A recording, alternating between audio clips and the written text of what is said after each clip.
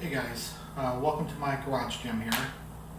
Today I'm going to show you a few exercises you can do by combining your Tales of Steel lever arms with the lat low row attachment. If you're like me and you've spent almost $1,100 on these two pieces, you want to get as much use as you can out of them. And I think that combining them both works pretty good. So today I'm not going to get too much into the setup of these. I'm just going to show them for demo. Remember, do these at your own risk if you want to try them. I've been doing them for a few weeks, so they're pretty safe. Well, let me pause the video and I'll get the first one set up. Alright, the first one I got set up is the leg press.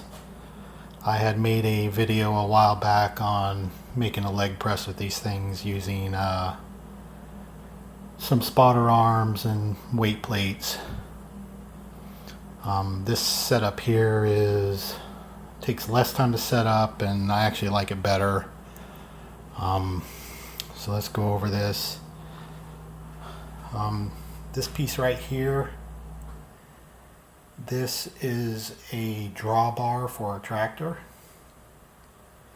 And I got a 700-pound carabiner connected with these quick links. This piece right here, that is a cold shut. Don't know exactly what they're called. They're cold shut clamps. You actually have to. I used a sledgehammer to bend it around and close it up. But if you got some sort of a clamp, that'll work. And then up here, these are D-ring anchors you can get at Home Depot. They're $5 for a pack of 4. You need 1 pack to do this setup. They hold about 500 pounds each. These quick links, they hold about 1,200 pounds a piece, I think. But yeah, you need one pack of these. It comes in a pack of 4. They're about $5, and they'll make one of these right here. Just a bolt going through. I double nutted it on each side. It should be more than adequate. I did beef up all the connections on the lat pull down low row. I'm using these shackles here. That shackle will take about 800 pounds. I have another one at that connection down there, double nutted, bolt running through it. So it should more than handle anything I can press. I mean, if you're a monster that's leg pressing 1,000 pounds, you may want to rethink this, but I still think it would work. So also, in that other video, I had problems with my bench sliding and coming off the ground, and I used a 90-pound dumbbell. But now I use a chain. You can get these soft loops here at Home Depot. They're 99 cents a piece. Much cheaper than the ones you see on Amazon. And I have a chain running to a D-ring anchor in the ground here. So that holds that bench very still for me. It doesn't move at all. So let me show you how this works real quick.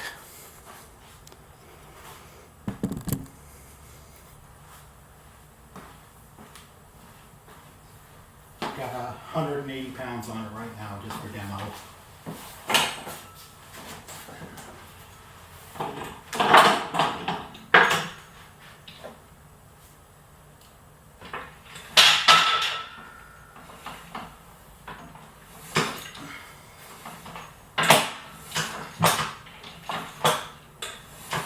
Works pretty good.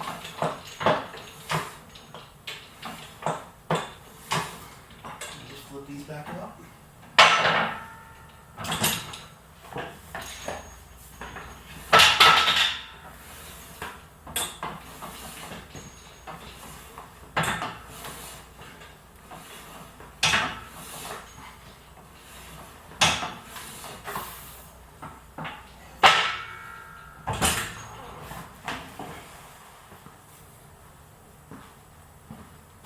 Alright, that's the leg press. Let me get the next one set up.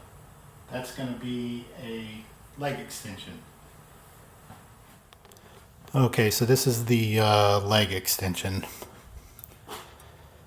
Alright, the trick to this is you need to make your knee joint line up with these bolts here. So I made this bench, sits on these spotter arms, added, this is just a 2x12, added another piece of 2x12 here and a piece of 1x3 underneath there, just to bring it up in height a little bit. It could actually be a little bit higher for me. And then I just went ahead and dropped the trolley arms down on top of the board here. Another thing is I replaced these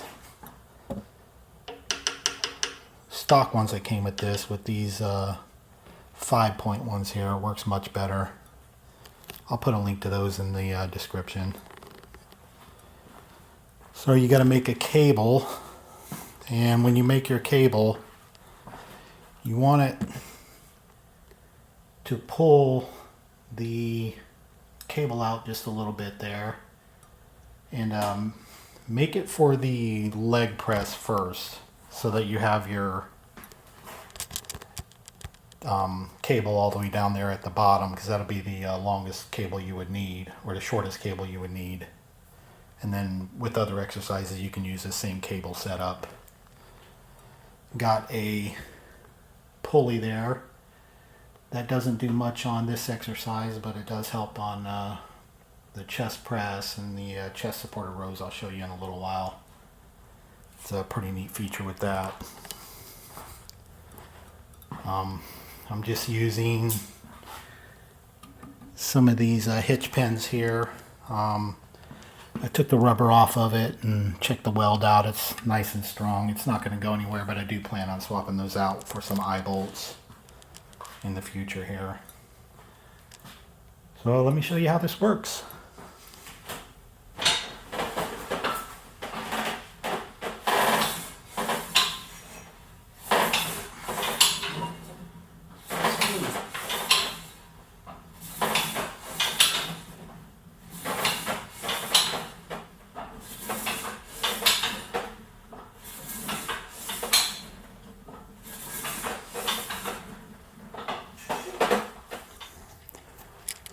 One thing I'll note is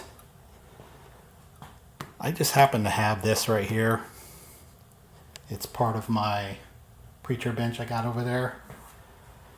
But if I didn't have this, I would use 2 3-foot pieces of pipe, cut the ends off of one to go to about right here, put a stop on the back so it won't slide in, and then put a foam leg roller pad on it right here. So that would be an easy way to make one of those. Just you need to have a pipe just like that with the foam roller right here. That's how you can make that. Alright, let me get the next one set up. We're going to do a chest press on the next one. Alright, so here's the chest press setup. I like to put the weight pins in and use those as my handle. Same cable as the leg extension. With that pulley on there, you can actually alternate arms. And I got 100 or I got 90 pounds on there. And if you press out with one arm, because of that pulley, it'll be pushing out 45 pounds of that weight, of the resistance. You push them both handles out at once, it's the full 90. So you can alternate your arms, or press them out at the same time. You'll have the same amount of resistance on each arm. So let me show you how this works.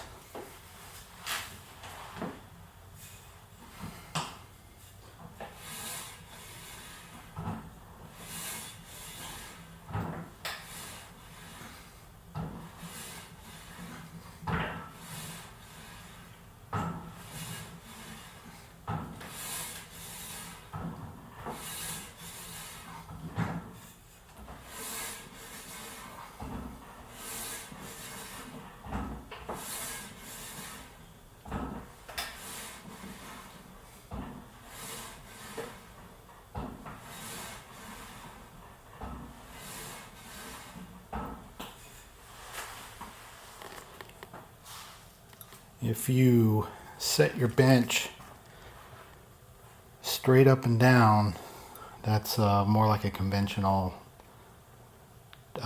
bench press. If you angle the bench back a little bit, that becomes more of a decline bench. So you got a few options you can do with this setup. Okay, this is the chest supported row setup I use. Pretty much same as the chest press. I do lower the arms a little bit, which is one of the good things about the Bells of Steel and the Rogue trolley arms, that they're adjustable and you can lower them down pretty easily. I use this preacher bench that I modified with the chest support using an old landmine row attachment plate that was meant to be mounted to the ground.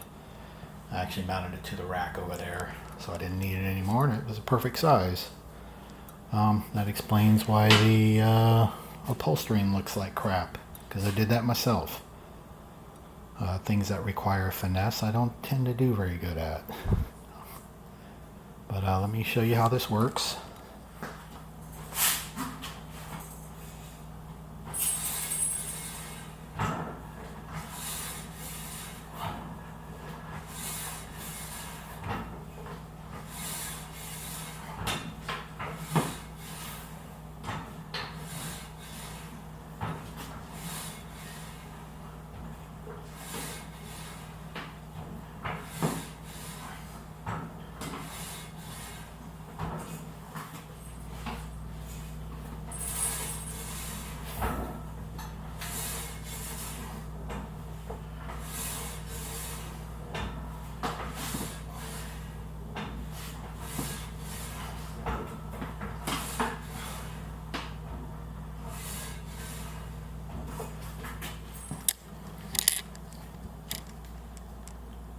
One thing I haven't mentioned yet is in my spreadsheet that I track my workouts, I take note of everything,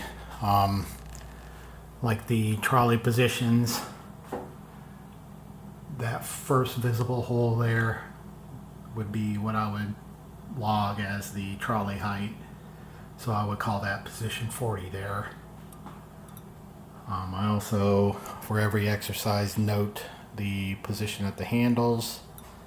So these handles here at the bottom, I have markings on my platform floor. Those markings there.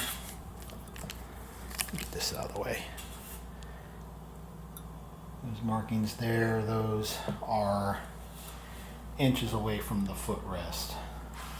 That way I can keep track of them in my spreadsheet, and then I'll have the position of the chair or the bench noted where I have it for each exercise. That way I just set it where it needs to go, and then I can pull this chain tight, pull it a little past my mark, and set the carabiner there wherever I need it.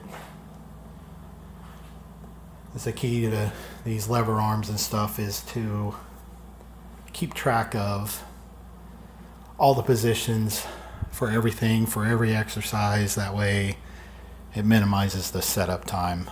Most of these exercises I can set up in well under 5 minutes, and I think that's the key. If you can set stuff up set it up in under 5 minutes, you're more than likely going to use it and not quit using it when the novelty wears off.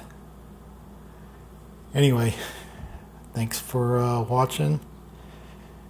You guys have a good day. I'm going to show you these handles that I got again.